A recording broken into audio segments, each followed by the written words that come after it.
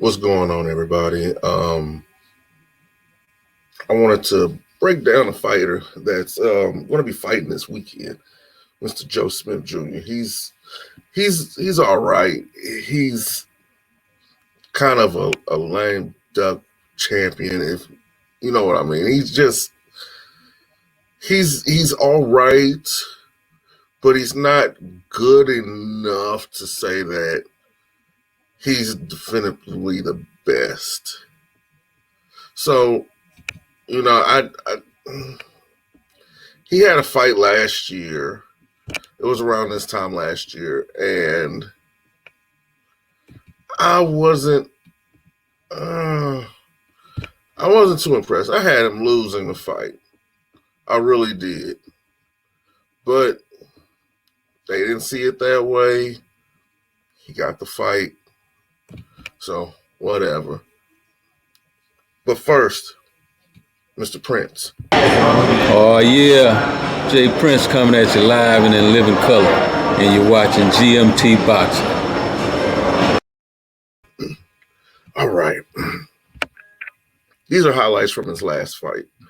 And we're going to break these down in slow motion just to let you know the ins and outs of the intricacies of boxing and what he does well and what he does not do well. Let's get this thing rolling.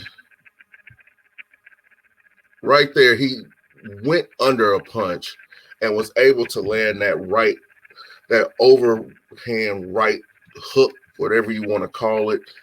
It was a good looking punch, really good looking punch. It's just, I remember he shouldn't have been in that position that he was in.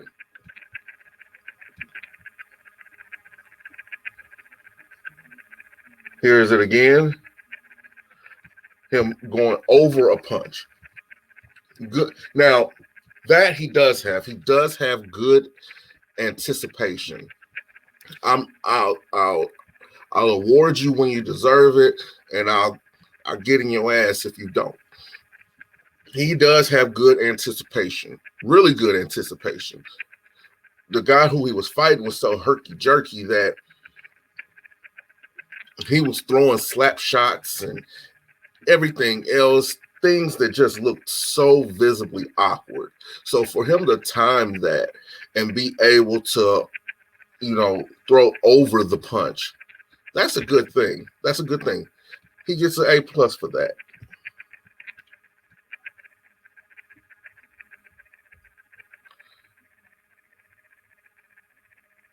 See, that's what I was talking about when I said that the guy was so irky-jerky. It doesn't even look like he would throw a punch from that position, but yet he did. And it connected. Whether it did any real damage or not, I don't know. But this is boxing. When you get hit, it hurts. And the way that he tried to throw back, his technique is bad. He has really bad technique. Really bad. And it's going to only be a matter of time before somebody actually gets in there and destroys it, because it's almost like he's an AAU boxer.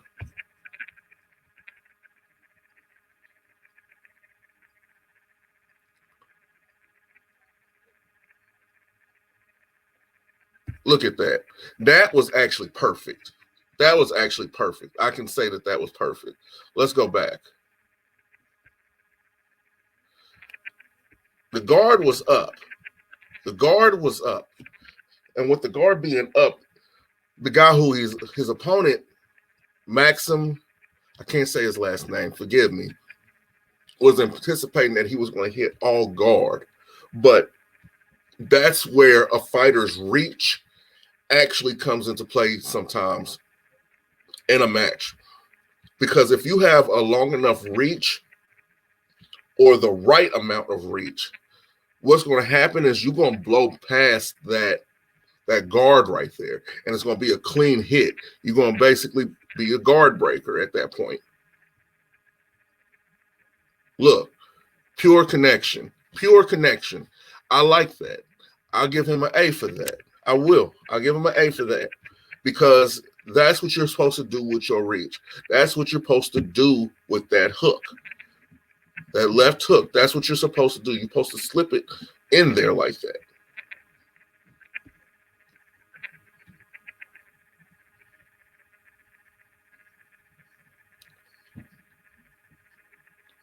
Here, there was no reason for him to be along the ropes like this. See, fighters that are not really as skillful as they should be have a bad tendency to put their backs on the ropes instead of fighting off of the ropes. See, that's the thing that makes fighters like Canelo, Floyd, Pacquiao, all of them, it's what makes them great, is the fact that they have an internal timer on how long to actually stay on the ropes. You do not want to give your opponent that time to tee off on you while you're on the ropes. See, what he does, Joe Smith leaves himself open. And an open face is a bloody face.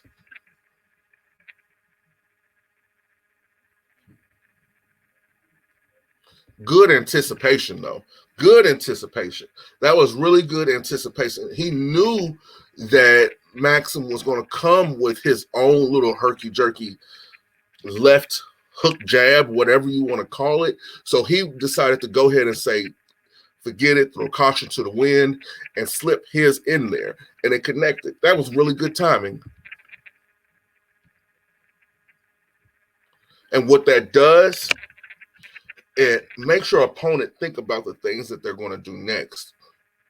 Okay, he countered that. He countered that. He countered that.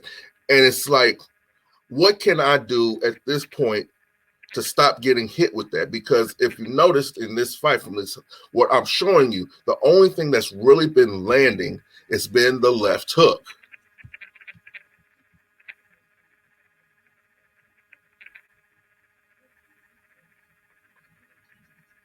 Beautiful straight. Beautiful straight. He set it up the way that you want to. I know his opponent was visibly tired. I get all that. I understand that.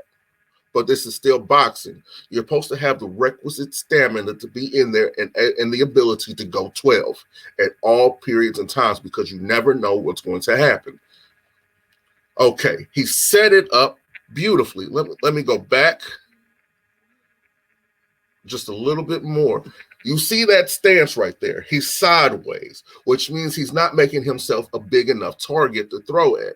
The only target that Maxim sees is his head. He has no access to his torso, no access really to his kidneys or liver without being able to take a counter punch. That's going to probably lay him on his back.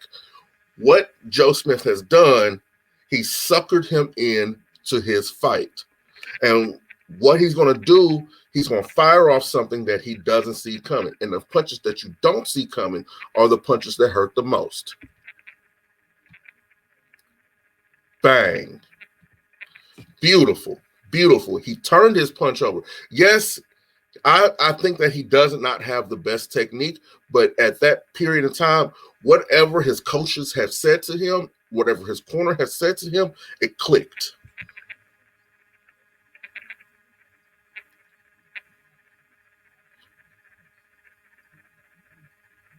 And that's just him getting a victory.